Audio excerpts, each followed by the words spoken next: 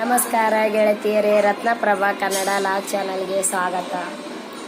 ನವರಾತ್ರಿ ಹಬ್ಬದ ಶುಭಾಶಯಗಳು ಮತ್ತು ವಿಜಯದಶಮಿ ಹಬ್ಬಕ್ಕೂ ನಿಮಗೂ ಹಾರ್ದಿಕ ಶುಭಾಶಯಗಳು. ನಾನು ಇಷ್ಟು ದಿವಸ ವಿಡಿಯೋ ಅಪ್ಲೋಡ್ ಮಾಡ್ಲಿಕ್ಕೆ ಆಗಿಲ್ರಿ, ಯಾಕಂದ್ರೆ ನನಗೆ ಸ್ವಲ್ಪ ಕೋಲ್ಡ್ ಆಗಿರೋದ್ರಿಂದ. ಅದಕ್ಕೋಸ್ಕರ ಇವತ್ತು ನಾನು ಈ ವಿಡಿಯೋನ ಹಾಕ್ತಾ ಇದ್ದೀನಿ ರೀ. ನೋಡ್ರಿ ಯಾವ ಥರ ನಾವು ಹಬ್ಬವನ್ನು ಆಚರಿಸ್ತೀವಿ ಅಂತ ಕೇಸಿಂದ ಲೈಕ್ ಮಾಡಿರಿ, ಶೇರ್ ಮಾಡಿರಿ ಮತ್ತು ಸಬ್ಸ್ಕ್ರೈಬ್ ಮಾಡಿರಿ. ಮತ್ತು ನೀವು ಯಾವ ಥರ ಆಚರಿಸಿದ್ದೀರ ಅಂಥೇಳಿ ಕಮೆಂಟ್ಸ್ ಮಾಡಿ ಕೇಸಿಂದ ನನಗೆ ತಿಳಿಸ್ರಿ.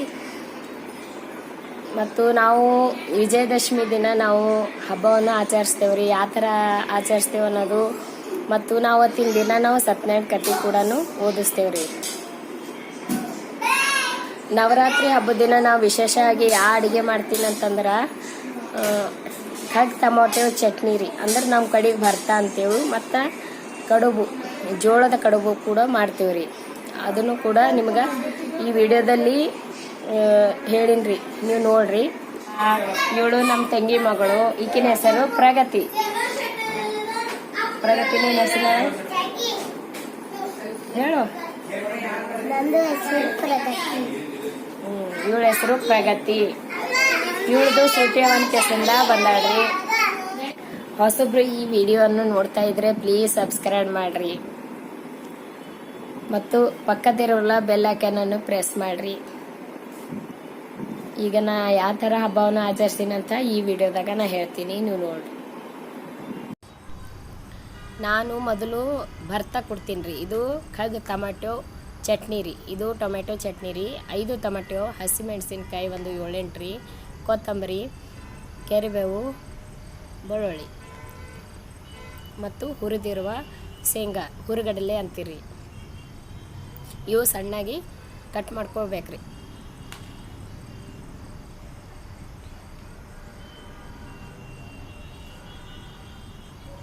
ಈಗ ಕಟ್ ಮಾಡ್ಕೊಂಡಿನ್ರಿ. ಈಗ ಹಂಚಿನಲ್ಲಿ ಚೆನ್ನಾಗಿ ಹುರ್ಕೋಬೇಕ್ರಿ. ಇದು ಒಂದು ಯಾವ್ದಾರ ಕಡೆಯಿದಾಗಾರ ಹುರ್ಕೋಬೇಕ್ರಿ, ಇಲ್ಲ ನಾ ಹಂಚಿ ಇದ್ದರಿ ಇದು. ಅದಕ್ಕೆ ಹಂಚಿನಾಗ ನಾನು ಈ ಮೆಣಸಿನ್ಕಾಯನ್ನು ಹುರ್ಕೋತಾ ಇದ್ದೀನಿ ರೀ.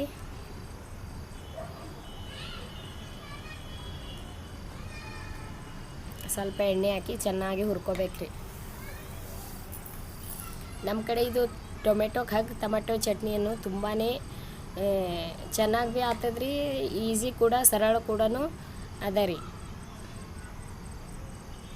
ಟೊಮೆಟೊ ಕೂಡ ತುಂಬಾ ಚೆನ್ನಾಗಿ ಹುರ್ಕೋಬೇಕ್ರಿ. ಅದು ಪೂರಾ ಬ್ರೌನ್ ಕಲರ್ ಬರೋ ತನಕ ಚೆನ್ನಾಗಿ ಹುರ್ಕೋಬೇಕ್ರಿ.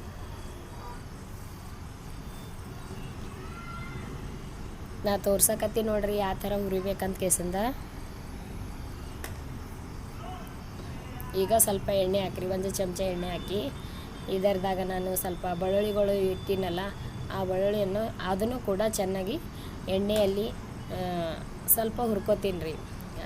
ಜೀರಿಗೆ, ಒಂದು ಚಮಚ ಕೊತ್ತಂಬರಿ, ಕರಿಬೇವು, ನಿಮಗೆ ಬೇಕಾದರೂ ಪುದೀನ ಕೂಡ ಹಾಕೋಬೇಕ್ರಿ ಇದ್ರದಾಗ.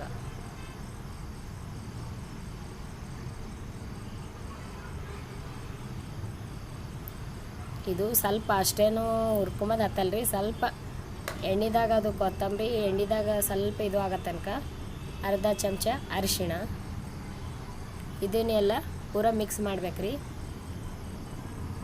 ರುಚಿಗೆ ತಕ್ಕಷ್ಟು ಉಪ್ಪು,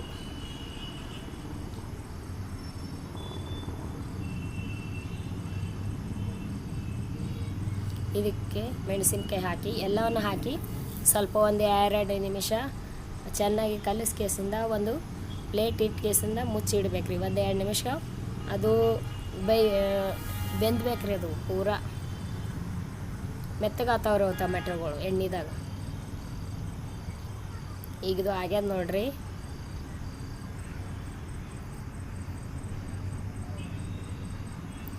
ಈಗ ಮೊದಲು ನಾನು ಶೇಂಗಾ ಹುರುಗಡ್ಲೆ ಹುರ್ಕೊಂಡಿರೋದು ಮಿಕ್ಸಿಯಲ್ಲಿ ಹಾಕ್ಕೋತೀನಿ ರೀ.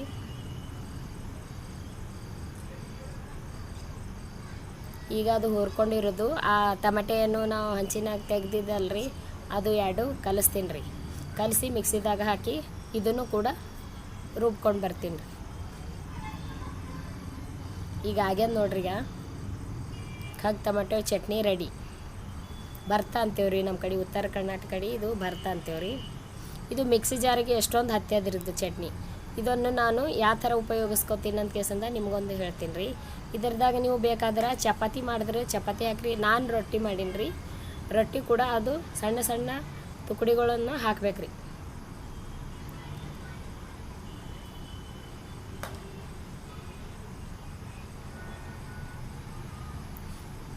ಇದನ್ನು ಕೂಡ ಒಂದೆರಡು ರೌಂಡ್ ಮಿಕ್ಸಿಯಲ್ಲಿ ಹಾಕಿ ಚೆನ್ನಾಗಿ ಸ್ವಲ್ಪ, ಈಗ ನೋಡ್ರಿ ಆಗ್ಯದ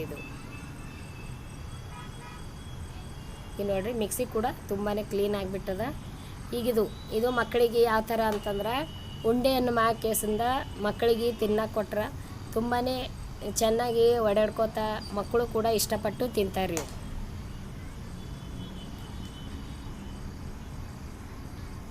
ಈ ಥರ ಉಂಡೆ ಮಾಡ್ಕೇಸ ಮಕ್ಕಳಿಗೆ ಕೊಟ್ರೂ ತುಂಬಾ ಚೆನ್ನಾಗಿ ತಿಂತಾರೆ, ಅವರು ಇಷ್ಟಪಟ್ಟು ತಿಂತಾರೆ. ಮತ್ತು ಇದು ಬರ್ತಾರ ರೆಡಿ ಐತ್ರಿ. ನೆಕ್ಸ್ಟು ಜೋಳದ ಹಿಟ್ಟು, 2 ಬಟ್ಲು ಜೋಳದ ಹಿಟ್ಟು ತೊಗೊಂಡೇನಿ ರೀ.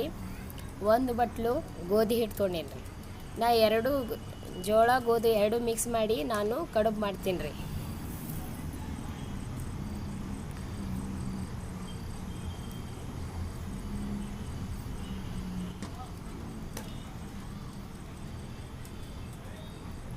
ಒಬ್ಬರೊಬ್ಬರು ಜೋಳದ ಕಡುಬು ಮಾಡ್ತಾರೆ. ನಾನು 2 ಮಿಕ್ಸ್ ಹಿಟ್ಟು ಕಲಸ್ಕೇಸಿಂದ ಕಡುಬುಗಳು ಮಾಡ್ತೀನಿ ರೀ. ಇದ್ರದಾಗ ಸ್ವಲ್ಪ ಉಪ್ಪು ಹಾಕೇಸಿಂದ ಚೆನ್ನಾಗಿ ನಾದ್ಕೋಬೇಕ್ರಿ.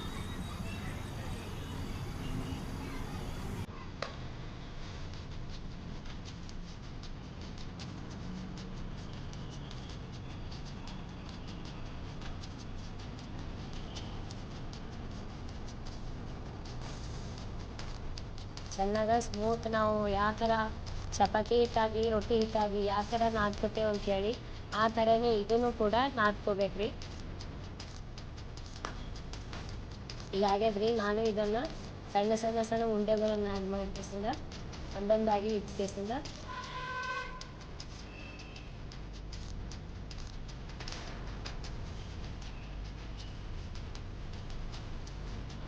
ಈ ಥರ ರೋಲ್ ಮಾಡಿ ಕೇಸಿಂದ ಚಪಾತಿ ಮಾಡ್ತೇವೆ ರೀ. ರೋಲು ಮಾಡಿದ್ರೆ ಕುದಿಯಂಗಿಲ್ಲ ರೀ. ಅದಕ್ಕೋಸ್ಕರ ನಾವು ಈ ಥರ ಉಂಡೆ ಮಾಡಿ ಕೇಸಿಂದ ಪ್ರೆಸ್ ಮಾಡ್ತೀವಿ ರೀ. ಅಂದ್ರೆ ಬೇಯಿಸಿದಾಗ ಅದು ಚೆನ್ನಾಗಿ ಕುದಿಬಿಡೋದು. ಈಗ ಒಂದು ಹೊಡೆಗೆ 1 ತಾಸು ಹಾಕಿರ್ತೀವಿ.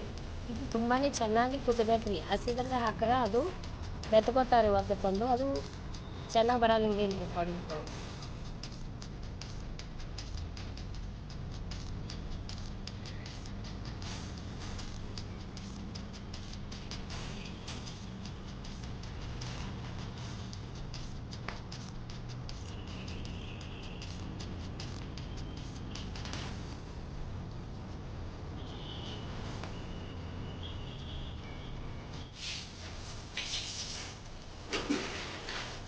ಈಗ ಆಗ್ಯದ ನೋಡ್ರಿ. ನೀರು ಕೂಡ ಕುದೀತಾವೆ. ಇದು ಒಂದೊಂದಾಗಿ ನಾನು ಕಡುಬು ಹಾಕ್ತೀನಿ. ಒಮ್ಮೆಗೆ ಹಾಕಿರಿ ಅದು ಒಂದಕ್ಕೊಂದು ಅಂಟ್ಕೋತಾವೆ. ಅದಕ್ಕೋಸ್ಕರ ನಾನು ನಿಧಾನವಾಗಿ ಒಂದೊಂದಾಗಿ ಹಾಕ್ತೇನೆ ರೀ. ಮತ್ತು ನೀರು ಕೂಡ ಸಿಡಿತಾವೆ, ಸ್ವಲ್ಪ ಸಾವಕಾಶಾಗಿ ಹಾಕ್ಬೇಕು.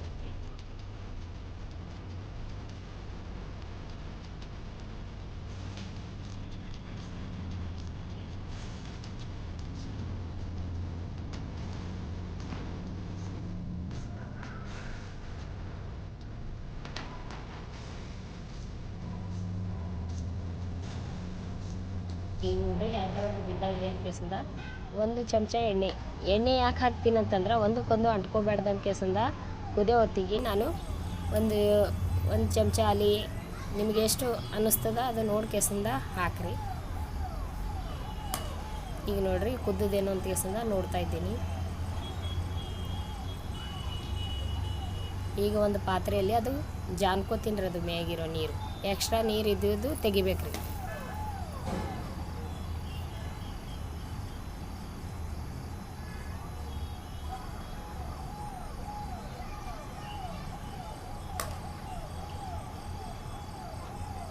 ಈಗ ನೋಡ್ರಿ ರೆಡಿ ಆದವು ರೀ. ಇದು ಕಡುಬು ಕೂಡ ರೆಡಿ ಆದವು. ದೇವರ ನೈವೇದ್ಯಕ್ಕೆ ನಾವು ನವರಾತ್ರಿ ಹಬ್ಬಕ್ಕೋಸ್ಕರ ನಾವು ಕಡುಬು ಭರ್ತ ಒಂದು ಎಲ್ಲ ಮಿಕ್ಸ್ ತರಕಾರಿ ಕೂಡ ಮಾಡ್ತೀವಿ ರೀ. ಮಾಡಿ ದೇವರಿಗೆ ನೈವೇದ್ಯವನ್ನು ಕೊಟ್ಟು ನಾವು ಊರಿನಾಗೂ ಕೂಡ ನೈವೇದ್ಯವನ್ನು ಕೊಡಲು ಹೋಗ್ಬೇಕು ರೀ. ಒಬ್ಬರೊಬ್ಬರು ಇದು ಒಂದು ಅರಬಿ ಕಟ್ ಕೇಸಿಂದ ಕೂಡ ಮಾಡ್ತಾರೆ. ನನಗೆ ಇಷ್ಟ ಈ ಥರ ಮಾಡಿದ್ರೆ ಈಸಿ ಮೆಥಡ್ ಅಂತ ಕೇಸಿಂದ ನಾನು ಈ ಥರನೇ ಮಾಡ್ತೀನಿ. ಈಗ ನೋಡಿರಿ ಎಷ್ಟು ಚಲೋ ಆಗ್ಯಾರ, ಒಂದಕ್ಕೊಂದು ಅಂಟ್ಕೊಂಡಿಲ್ಲ ಬೀಸೋದಕ್ಕೆ ರೀ.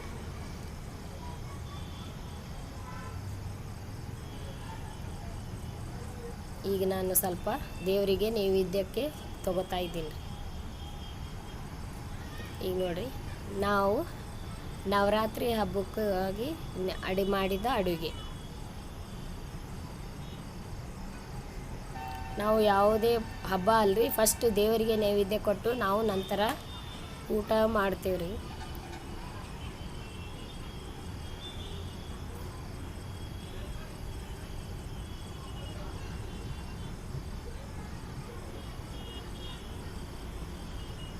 ನವರಾತ್ರಿ ಹಬ್ಬ ಅಂದರೆ ಎಲ್ಲ ಆಯುಧಗಳನ್ನು ಪೂಜೆ ಮಾಡೋದಕ್ಕೆ ಆಯುಧ ಪೂಜೆ ಅಂತೀವಿ. ಈಗ ನಾನು ನೋಡ್ರಿ ಅವಾಗ ಘಟ ಸ್ಥಾಪನೆ ಮಾಡೀನಿ ರೀ. ಯಾವ ಥರ ಮಾಡೀನಿ ಅಂತ ಕೇಸಂದ ನಾ ವಿಡಿಯೋದಾಗ ಹೇಳೀನಿ ರೀ.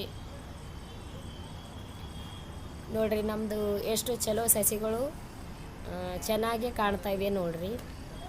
ತುಂಬಾ ಚೆಂದಾಗಿ ಕಾಣ್ತಾಯಿವೆ, ಎಷ್ಟು ಚಲೋ ಆಗಿ ಬೆಳೆದವು ನೋಡ್ರಿ.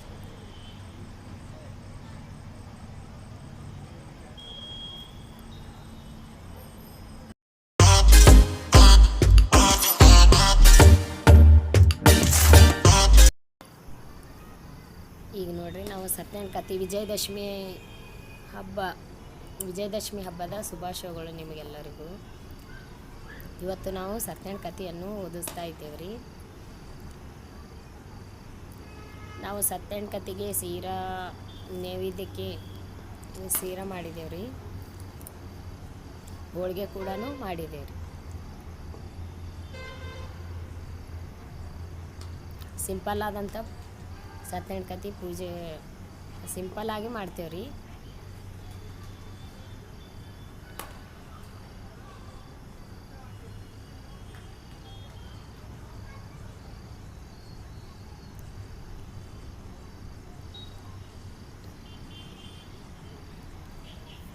ನನ್ನ ಮಗ ಮತ್ತು ನಮ್ಮ ಭಾವರ ಮಗ ಕೂಡ ಪೂಜೆಗೆ ಕುಂತ್ಕೊಂಡಿದ್ದಾರೆ. ಈ ವಿಡಿಯೋ ಇಷ್ಟ ಆದಲ್ಲಿ ಲೈಕ್ ಮಾಡಿರಿ, ಶೇರ್ ಮಾಡಿರಿ ಮತ್ತು